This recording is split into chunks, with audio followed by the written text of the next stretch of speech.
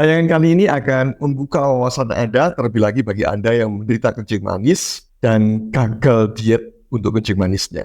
Mengapa demikian? Karena diet yang Anda jalani itu menyiksa Anda, sulit dilakukan. Ya. DNDM yang dianjurkan kepada penderita kencing manis memang menurut saya itu sulit dilaksanakan dan sulit untuk mengatasi kencing manis. Sebagai bukti, ada suatu penelitian, saya lupa tahunnya, nanti saya sampaikan di sini ya, sekitar 70% terapi kencing manis di daerah Malang itu mengalami kegagalan. Mengapa terjadi kegagalan? Karena penderita tidak menjalankan perubahan pola hidup dan pola makan. Terlebih lagi pola makan, hanya mengandalkan obat-obatan dan juga mungkin dengan terapi insulin saja. Ya. Dan ternyata angka kegagalannya tinggi. Memang untuk penanganan kencing manis, basicnya di awal itu harus terjadi modifikasi pola hidup, termasuk pola makan. Tidak bisa mengandalkan obat-obatan saja, ataupun insulin saja. Tapi yang terpenting adalah perubahan pola hidup dan pola makan. Nah, yang jadi problem, ternyata diet yang diajarkan, diet yang harus dilakukan oleh penderita kencing manis, sulit dijalankan bagi penderitanya. Mengapa demikian? Nah, opini saya Dr. Roy akan menjawab atau menjelaskannya mengapa Anda penderita kencing manis sulit menjalankan diet kencing manis. Ya. Sebelum menjawab itu, maka jangan lupa subscribe dulu ya bagi yang baru menemukan channel ini agar channel ini bisa berkembang dan mengajak masyarakat untuk menjalankan pola hidup yang sehat dengan perubahan pola hidup dan juga pola makan yang baik di tengah gencarnya makanan-makanan yang menyesatkan bagi Anda dan membuat Anda menjadi sakit. Ya. Oke, kembali pada topiknya bahwa diet DM itu menyiksa penderita. Mengapa? Karena ini ya, simak terus ya. Tapi sebelum menjawab ke arah mengapa jawabannya, saya perlu menjelaskan kepada Anda, kencing manis itu disebabkan karena terjadi resistensi insulin. Hormon insulin punya kewajiban memasukkan gula ke dalam sel untuk jadi energi, sumber energi. Gula itu sumber energi, gula darah ya. Tetapi insulin tidak bisa mengantarkan karena ditolak oleh sel. Itu yang disebut sebagai resistensi insulin. Mengapa terjadi resistensi insulin? Karena ada dua hal yang menyebabkan terjadi resistensi insulin. Yang pertama, gula darah di dalam tubuh Anda penderita terlalu tinggi atau sering tinggi. Mengapa sering tinggi? Karena Anda terlalu sering makan karbohidrat. Karena karbohidrat sekarang kan banyak sekali makanan untuk karbohidrat itu. Ya, mudah didapat, relatif murah, dan menyenangkan gula itu. Ya.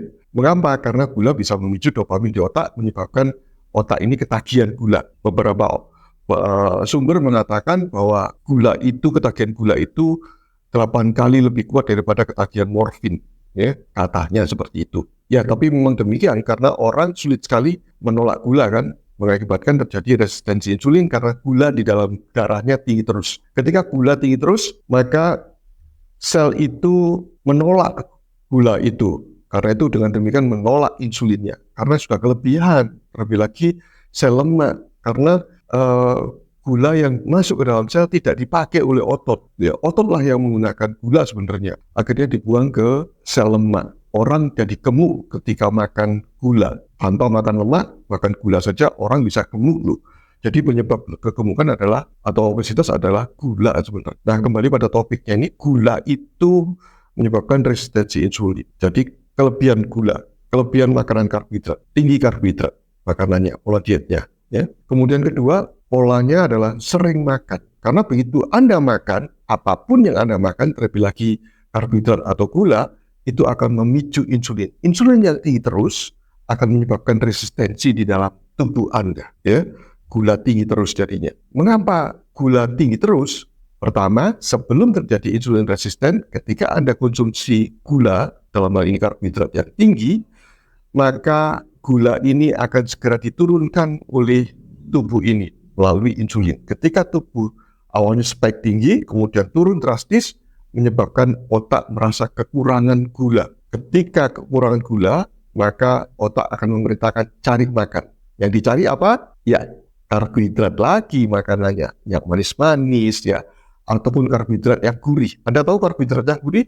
Semua makanan bertepung adalah karbohidrat yang gurih, gula yang gurih, ya karena diubah menjadi gula di dalam tubuh ini. Ketika turun drastis, cari makan lagi, cari makan lagi. Karena itu, ketika Anda sarapan jam 7 atau jam 6 pagi, maka jam 8, jam 9, jam 10 Anda sudah terasa lapar lagi kan, cari makan lagi. Ya paling nggak cemilannya adalah cemilan yang berkarbohidrat, bertepung tentunya ya, dan manis lagi. Itu memperparah kondisi resistensi insulin Anda jadinya ya.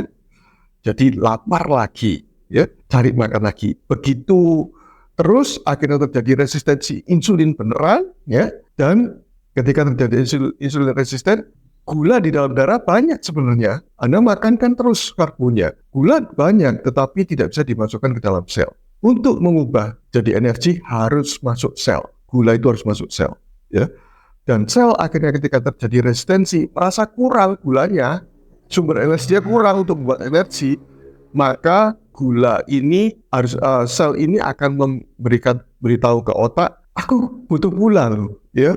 Akhirnya otak mengatakan ke tangan, kaki, mulut, tubuh badan yang lain untuk cari makan, bukan bergerak untuk olahraga, tetapi untuk cari makan, ya. Makan lagi yang dicari tentu saja yang gula, baik gula manis maupun gula gurih. Gula gurih adalah tepung, ya.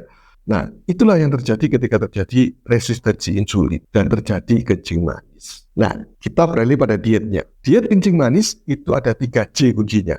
Yang pertama adalah jenisnya. Jadi kita atur jenisnya. Jadi antara makronutrisinya, karbohidrat, lemak, dan protein diatur. Ya.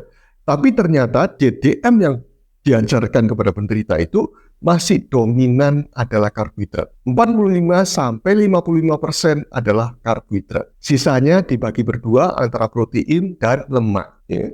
Jadi kira-kira 50%-nya dibagi dua, protein dan lemak. Jadi karbohidratnya masih dominan. Padahal penyebab insulin resisten yang sebagai cikal bakal atau dasar dari kencing manis adalah karbohidrat. Karbohidratnya masih tinggi dibandingkan makronutrisi yang lain yaitu lemak dan protein. Jadi masih dipicu insulinnya. Hampir tidak ada perubahan jadinya dari pola hidup yang sebelumnya. Ya.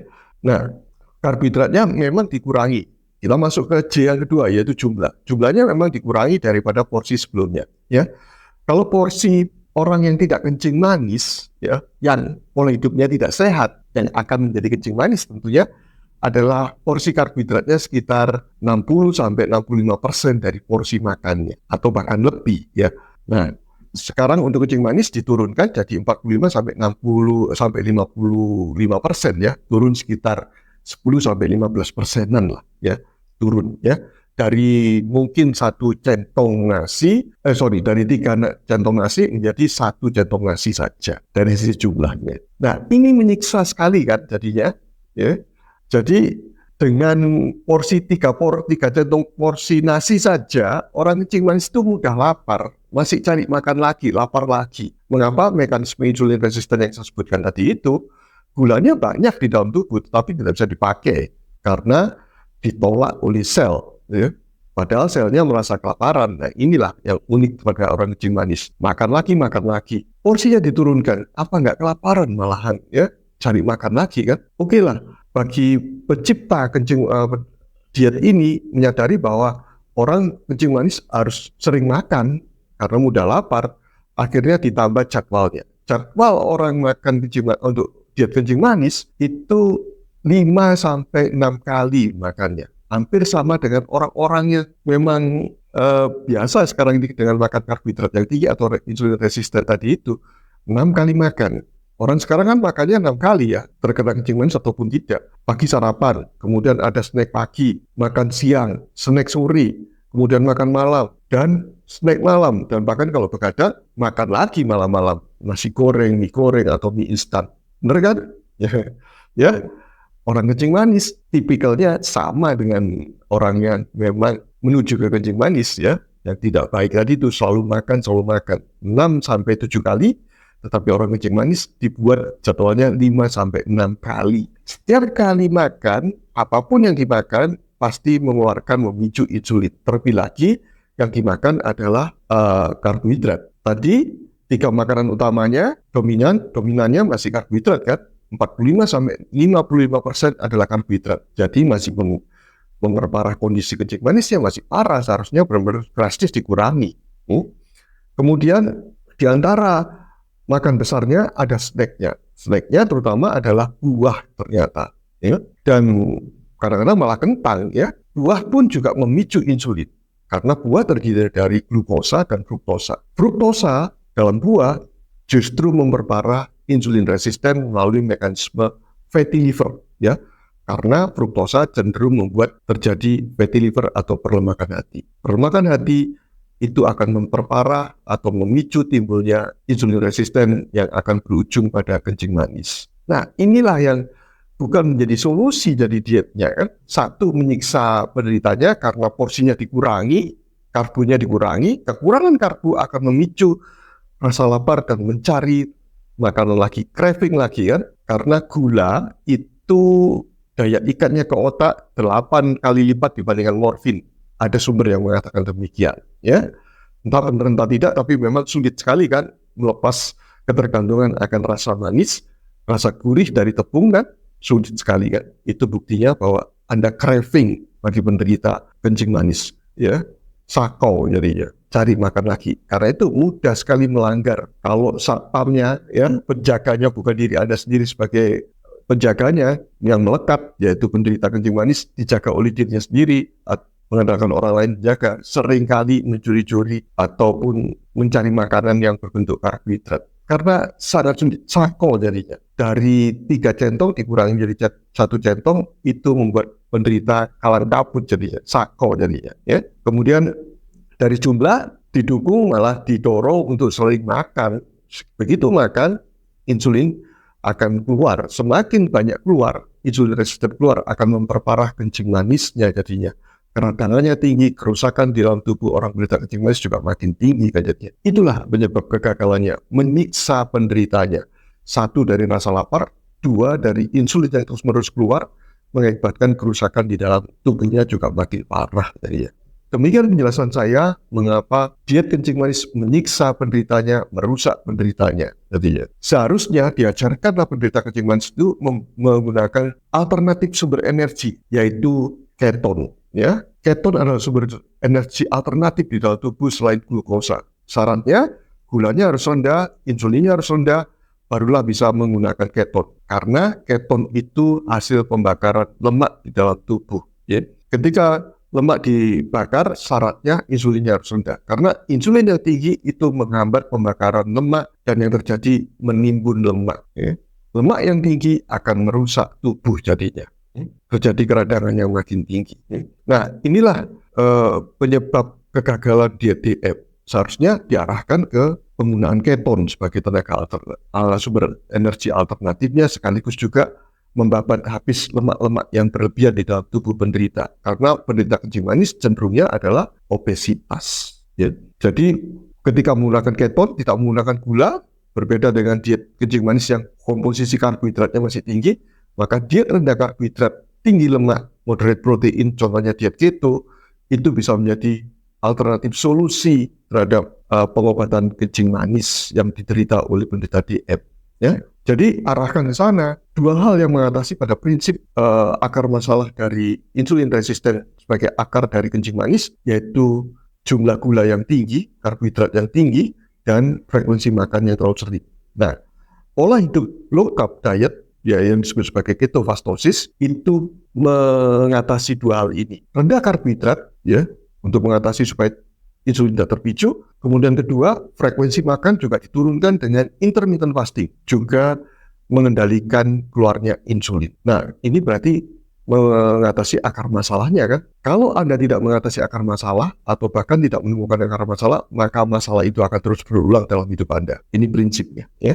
Nah, ternyata diet DM justru tidak mengatasi masalahnya kan jadinya, dan bahkan menyiksa penderitanya. Demikian penjelasan saya mengapa diet DM menyiksa penderita dan bahkan cenderung membuat gagal dalam terapi kencing manis. Ya. Bila informasi ini bermanfaat, Anda bisa bagikan kepada yang lainnya. Bila Anda penderita DM yang mengalami kegagalan, apakah yang saya sebutkan tadi ada alam? Bila ya, komen di bawah ya, agar memperkuat yang lainnya juga ya. Bagaimana mungkin Anda bisa ada solusi selain diet keto juga bisa Anda sebutkan kalau memang itu menjadi solusi bagi Anda. Kita sama-sama berbagi. Ya.